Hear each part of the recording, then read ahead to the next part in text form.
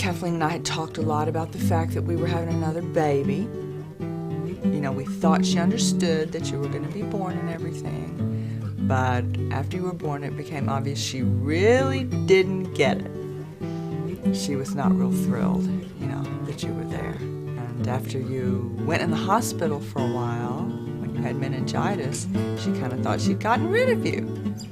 You went in to the hospital, you were this puny-looking, frail baby, because you'd been sick, evidently since birth, and nobody had known.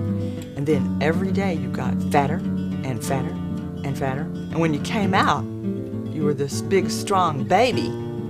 But you just did wonderfully and were big and strong. And as soon as you could grab anything, you'd throw it.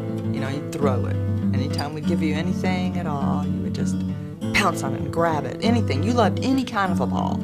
Anything. And you could throw really, really well for a little kid. You know, you were very, very coordinated and very physical. You would throw and run the bases. Whatever it was you saw to throw, you would throw it and run the bases. I taught you how to hit with a plastic bat, and we'd stand out in the front yard, throw balls, and hit the baseballs, run the bases. You were so physical as a child and so coordinated, and the way you could throw that ball and the way that you're 2 years old, the things you could do, made your grandfather, of course, being the semi-pro athlete that he always was, just made him really, really want you to do this, to be physical, to be this athlete. If you watch, if you can see on the film the time when you get that glove, that baseball glove, you're like 3 years old and you have this baseball glove on and you automatically know what to do with it, and it's so easy and natural. And this caused the biggest clamor because Kiki was not offered a glove. And I remember to this day standing in the kitchen on Honeysuckle, and they were talking about what kind of glove you're getting and all this stuff and going on and on about it. And Kathleen was just sitting there, and I can't remember what happened, whether she was whining about something or crying or what. And Poppy and Gabby were like, "What in the world is the matter with her?" And I said something like, "Well, you know, there's a possibility that she might want to play ball someday too."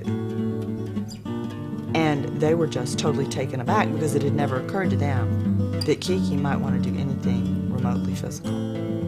But she was so incredibly jealous that they were just making this big to-do about this baby. She still thought you were this little baby, and here you were getting a real baseball glove, and she was getting nothing.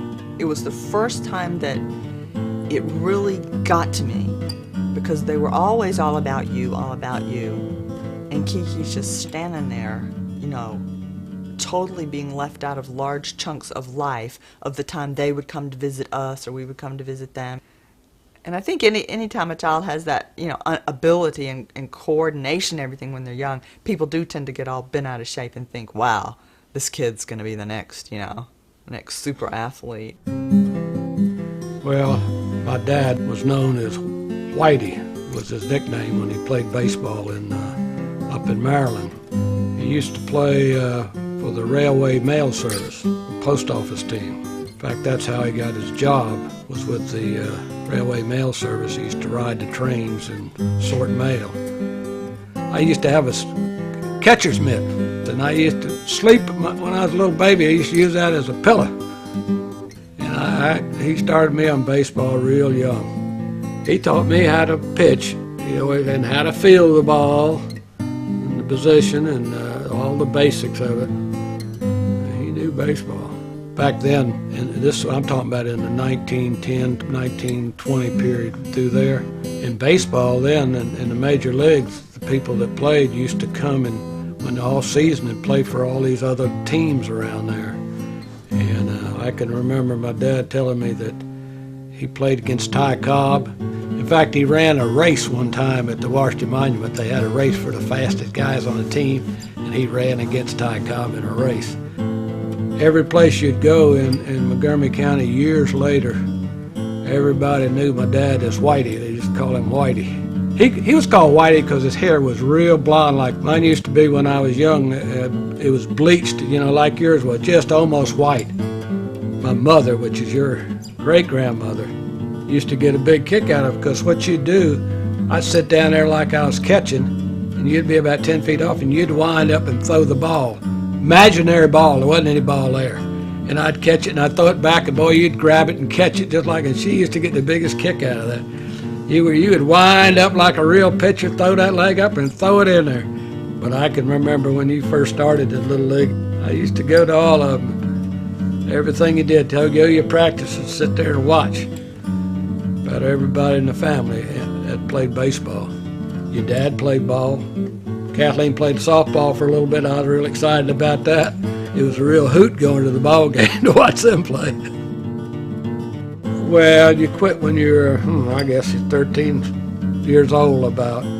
Yeah, I think it'd been good for you if you'd have continued to play.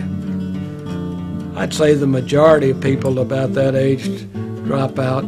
I think the other thing is perhaps that they're not a superstar or something. Then they don't think that they can play in high school or contribute, so they just say.